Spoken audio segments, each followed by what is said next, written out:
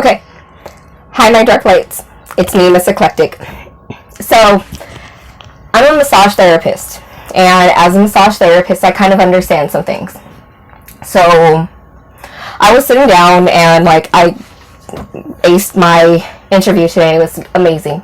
And I was trying to explain to the lady that I was interviewing with about, how knots are created and how, as an empath, I kind of understand how knots are created and how when they break, how certain things come through, energetically, mentally, and because it's being held physically. So, for instance, there is acupuncture or acupressure. Acupressure is something that I kind of learned, but I never remembered the actual points in the body because there's so freaking many. So whenever you end up having a knot, you're really ending up having a knot around an acupressure point or an acupuncture point. And in trigger point therapy, which is the Western version of acupressure, they sit down and they break it down by each muscle group. So each muscle group will sit down and it will spasm a certain way and it will develop certain things. But in the Eastern tradition, it's because there's energy vortexes in each freaking muscle. So when you sit down and you kind of understand that, then you understand different patterns and why certain things happen in the body.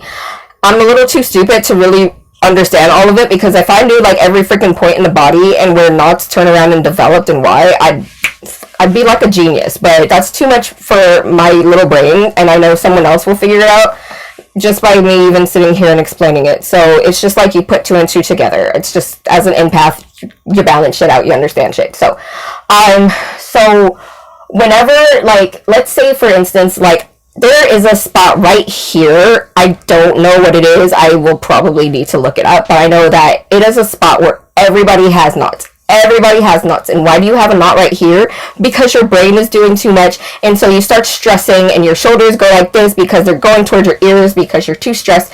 And you can't relax your freaking neck and you can't relax your shoulders. So it's kind of things like that. That's just after a while, as an idiot, I could see the writing on the wall. So it's just trying to kind of help people to understand that, hey, you're going to develop knots because of either A, you're stressing yourself out and it's carrying, your energy of your stress is developing in your physical body, or B, something physical happens that actually affects your energetic body.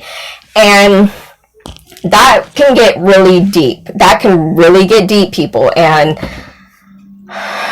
how far down the rabbit hole one day I will go is just going to be crazy. So it'll be a ride. It'll be such a fucking ride.